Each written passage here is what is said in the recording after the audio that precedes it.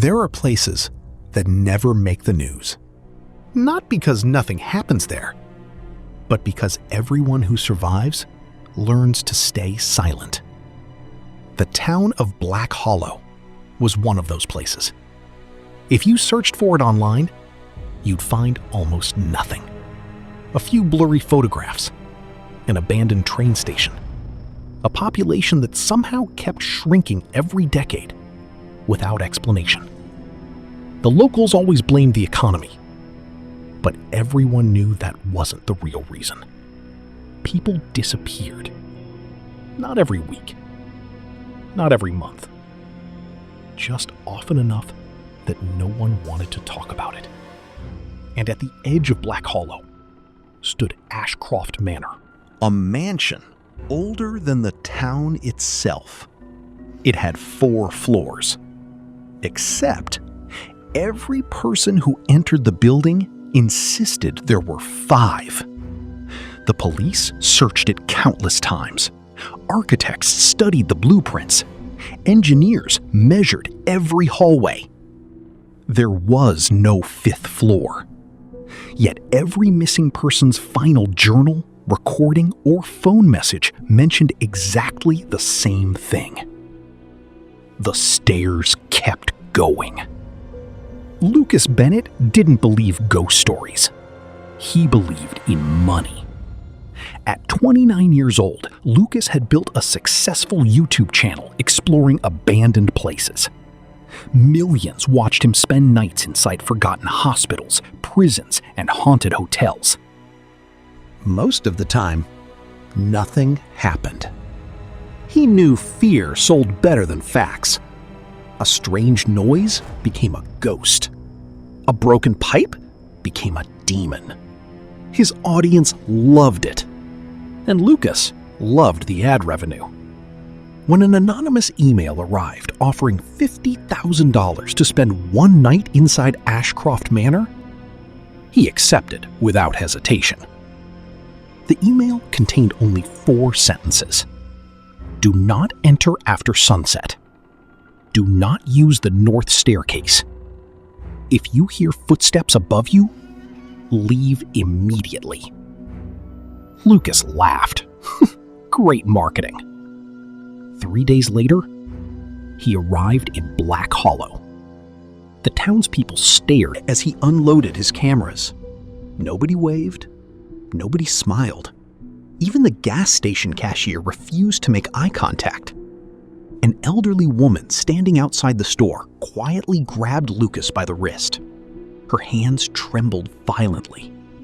You came for the house. Lucas smiled politely. I make videos. The woman looked over her shoulder as if someone were listening. Then make your video. But if you hear someone whisper your name, don't answer. She walked away before Lucas could ask another question. Ashcroft Manor sat alone atop a hill, surrounded by dead trees. Even in daylight, the building seemed darker than everything around it. The windows reflected nothing. Not the sky, not the trees, nothing. Lucas parked his truck near the rusted gate. He checked his equipment. 6 cameras, 2 drones, 3 flashlights, extra batteries, audio recorders. Everything looked perfect. He pointed one camera toward himself. What's up, everyone? I'm Lucas. Today we're investigating what's considered America's most mysterious abandoned mansion. According to local legend, he grinned dramatically. It has a floor that doesn't exist. He paused for effect. Let's see if the internet has been lying to us. The front doors opened with surprisingly ease. No dust exploded into the air. No rotten smell. Instead, the house smelled strangely clean. Almost recently occupied. Lucas frowned. That wasn't normal. Abandoned buildings always smelled like mold and decay. This one smelled faintly of lavender, as though someone had cleaned it that morning. He slowly stepped inside. The massive entrance hall stretched into darkness. portraits lined the walls. Every face had been scratched away. Only the eyes remained. Watching. Always watching. Lucas laughed nervously. Okay, that's actually creepy. His voice echoed. But something else echoed too. Another set of footsteps. Half a second behind his own. He stopped walking. The second footsteps stopped too. Silence. Lucas spun around. Nothing. He blamed the acoustics. Hours passed. The mansion seemed ordinary. Old furniture, broken chandeliers, collapsed ceilings.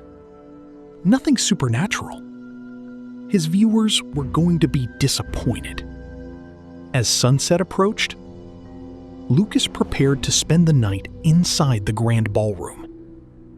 Then, his camera battery suddenly died. So did his backup. Then, another. Every fully charged battery became empty within seconds. Lucas checked his phone. No signal. The temperature dropped sharply. The air became unnaturally cold. Then, he heard it. A single footstep directly above him. Lucas looked toward the ceiling. There shouldn't have been a room above the ballroom. According to the blueprints, that space was empty. Another footstep. Slow, heavy, dragging. Someone was walking upstairs.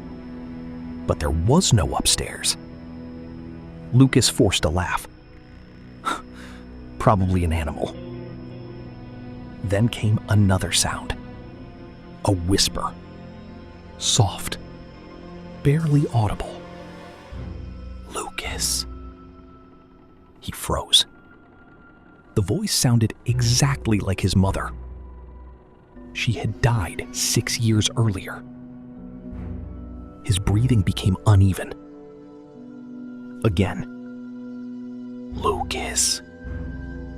Closer now. Not from above. Behind him. He turned slowly. The ballroom was empty. Except one of the portraits no longer had scratched out eyes. Now, it had a face. His face. Smiling. Lucas staggered backward. The flashlight beam shook in his hand as it landed on the portrait again. The smiling face was gone. Only deep scratches remained where the features should have been. He blinked several times. His heart hammered against his ribs. Okay, he whispered to himself. I imagined that. He had to. Sleep deprivation, anxiety, the strange atmosphere. There had to be a logical explanation. He raised his camera again. The red recording light was still on. Everyone, he said, forcing a smile, I think this place is finally getting to me. His voice sounded normal, but when he played the last few seconds back through his headphones, his stomach dropped. He heard his own voice. Then, another. A second voice speaking directly over his words. Calm, deep, almost amused. Don't lie to them. Lucas ripped the headphones off. The room fell silent again. He replayed the recording. Nothing. Only his own voice. He checked it 3 more times. Still nothing. His hands began to sweat. For the first time since he had started exploring abandoned places, he considered leaving. He walked back toward the entrance hall. The front doors were gone. Not closed. Gone. In their place stood an endless wall covered in faded wallpaper. Lucas stared in disbelief. No. He searched left, then right. The entrance had disappeared completely. He knew exactly where it had been. He had filmed himself walking through it less than 2 hours ago. Now, there was only solid wall. His breathing became shallow. This isn't possible. He sprinted through the mansion, trying to retrace every step. The dining room was still there. The library. The music room. Everything else remained exactly where he remembered.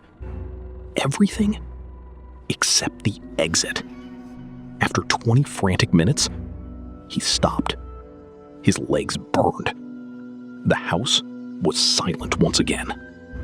Then, a loud creak echoed somewhere above him. He slowly looked up. A staircase stood in the middle of the hallway. Lucas frowned. It hadn't been there before. He was certain of it. The staircase curved upward into darkness. Its wooden steps looked polished. Brand new, as if someone had built it only moments ago. He remembered the email, "Do not use the north staircase." He turned around, hoping to find another way. Instead, every hallway ended at a wall. Every door opened into tiny, empty closets. The mansion had changed. Only one path remained: the staircase. Lucas laughed nervously. This has to be some kind of hidden mechanism. He pointed the camera toward the stairs. If someone's pranking me. He swallowed. You got me. The first step groaned beneath his weight. The second felt strangely warm. The third produced a whisper. Not words, just breathing, as though someone beneath the wood was exhaling. Lucas froze. He leaned closer. The sound stopped. He continued climbing. With every step, the air grew colder. The smell of lavender faded. Something else replaced it. Wet earth, rotting wood, and old smoke. At the top of the stairs, he entered a narrow hallway lined with dozens of clocks. Every clock showed a different time. None of them moved. Their hands were frozen. Tick, tick, tick. Lucas looked around. The sound filled the hallway. Lucas looked from clock to clock. None of their hands were moving. The ticking wasn't coming from them. It was coming from inside the walls. Thousands of invisible clocks beating together, like the heartbeat of the house itself. At the far end of the corridor stood a little girl. She couldn't have been older than 8. She wore a faded white dress stained with mud.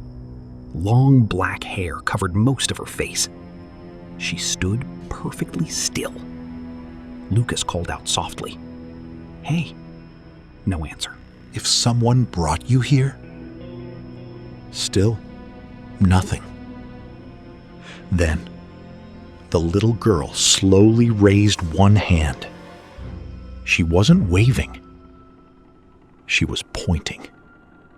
Behind him. Lucas turned immediately. Nothing.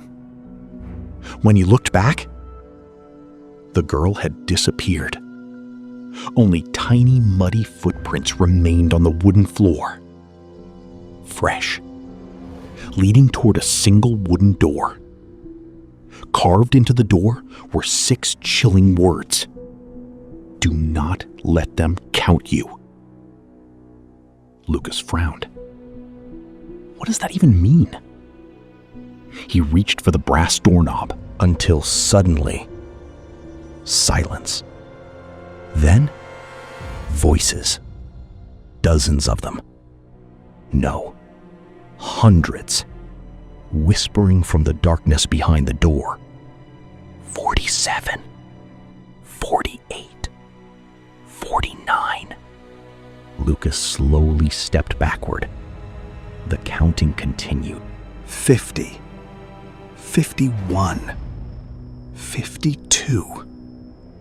Each number sounded closer than the last, as though an unseen crowd stood just inches beyond the door.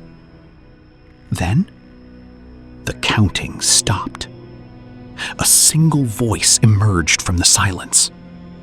Clear, patient.